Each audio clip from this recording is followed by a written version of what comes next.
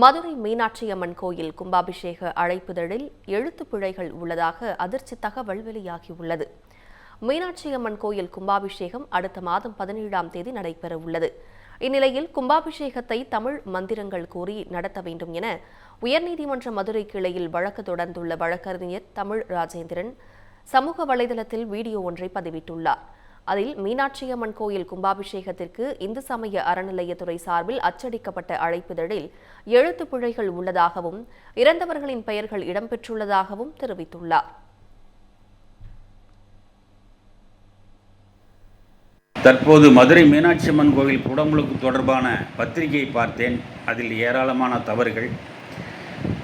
திருப்பனந்தாள் காசிவாசி எஜமான் சுவாமிகள் மடத்தில் இருந்த முத்துக்குமாரசாமி தம்பிரான் என்பவர் இறந்து பல மாதங்கள் வருடங்கள் ஆகுது. அவர் இந்த நிகழ்ச்சியில் கலந்துக்கிறாருன்னு தவறாக பிரசுரிக்கப்பட்டிருக்கு. அதே போல் 100 ஆண்டுகளுக்கு முன்பு அந்த மீனாட்சி அம்மன் கோவில் மதுரை திருஞான சம்பந்தர் மடாதிபதி பொறுப்பில் இருந்தது. அவருக்கு முக்கியத்துவம் கொடுக்கப்படவில்லை.